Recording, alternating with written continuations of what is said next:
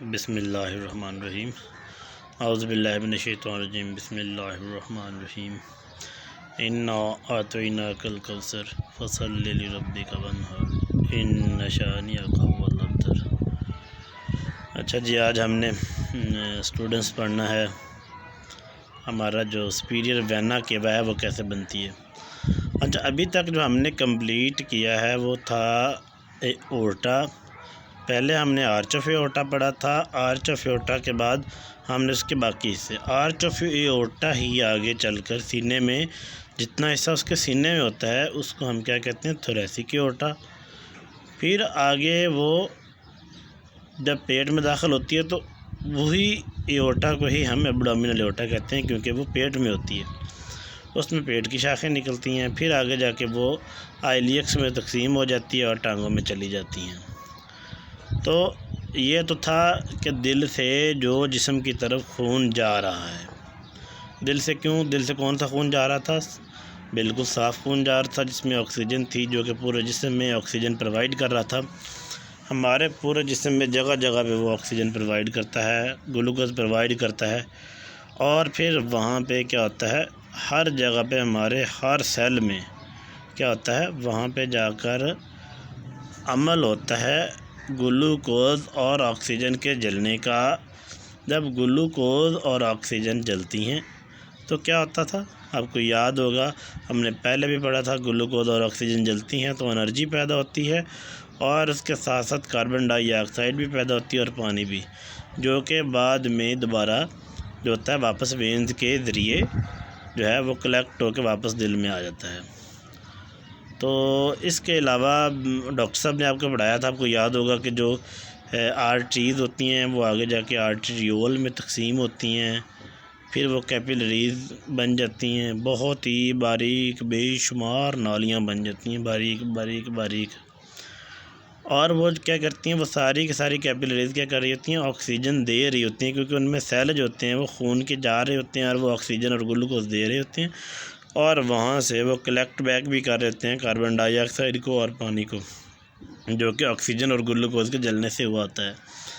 तो वो वापस जो वेन्स हैं, वो सारी की सारी जो कैपिलरीज हैं वो वेन्यूल बनती थी। डॉक्टर साहब ने आपको पढ़ाया था, आपको वो शक्ल भी जहन में याद आ गई होगी। तो वो जो सारे के सारे वो वापस वेन्यूल जो है वो आगे वेन्स बनती हैं। वेन बनकर नीचे की तरफ से जो हमारे बॉडी का नीचे वाला हिस्सा, टांगे हैं, टांगे दड़, तो इन वाले हिस्सों से क्या होता है, इन्फीरियर वेना कहलाती है और ऊपर वाले हिस्सों से सुपीरियर वेना कहलाती है। तो आज हम पढ़ेंगे सबसे पहले सुपीरियर वेना के बारे में। अच्छा, सुपीरियर वेना के बाद बेसिकली आर्च ऑफ एओर्टा का रिवर्स पढ़ लो तो ये सुपीरियर वेना केवा बन जाती है।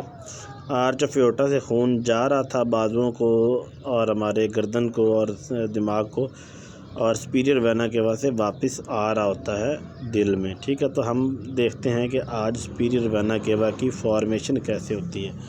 अच्छा, जैसे उस दिन हमने कहा था कि हमारा जो आर्च ऑफ एओर्टा कहाँ पे ख़त्म हो रहा था, इधर से रेडियल आर्टरी और रेडियल आर्टरी पर और अल्नर पर आर्टरी पर ख़त्म हो रहा था। तो आज हमारा शुरू होगा उधर से उल्टी साइड से ही। सबसे पहले इसमें क्या आएगी, अल्नर वेन आएगी और रेडियल वेन आएगी, जो कि हमारी एल्बो जॉइंट पर आके एक इकट्ठी हो जाती हैं, तो ये बन जाएगी ब्रेकियल वेन। कौन सी? Brachial vein. अब ब्रेकियल वेन जब ऊपर हमारे बगल में गई तो ये हो जाएगी एक्सिलरी, क्योंकि बगल कहते हैं एक्सिला को, तो ये एक्सिलरी वेन हो गई। अब जब ये आगे चलेगी तो क्लेविकल के नीचे आ गई, हमारी जो क्लेविकल बोन है उसके नीचे आई, तो हमने इसका नाम हो गया, ये हमारी राइट सब क्लेवियन, राइट सब क्लेवियन वेन बन गई।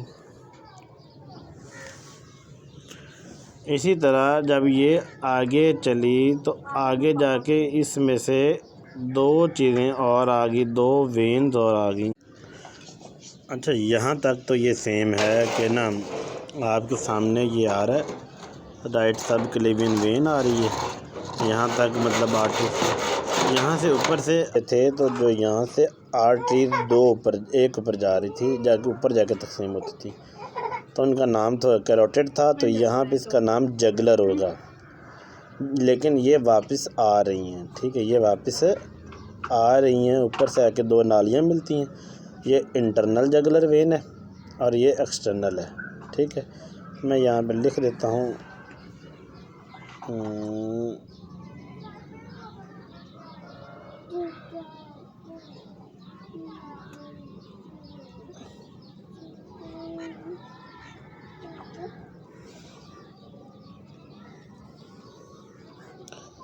ठीक है, सॉरी, ये एक्सटर्नल है और ये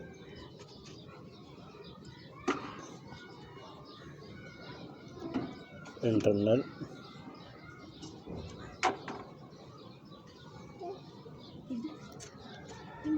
जगलर वेन। अच्छा, ये वापस खून इकट्ठा करके लाई कहाँ, किसमें, सब क्लेवियन वेन में। तो जब ये भी दो नालियाँ साथ मिल गई तो इसी को ही हमने एक और नाम दे दिया, सब क्लेवियन से इसका नाम चेंज होकर नाम हो गया ब्रेकियो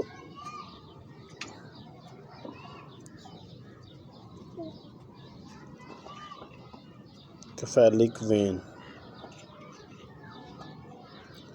ठीक है। ये हमारा इसका एक राइट हिस्सा कंप्लीट हो गया।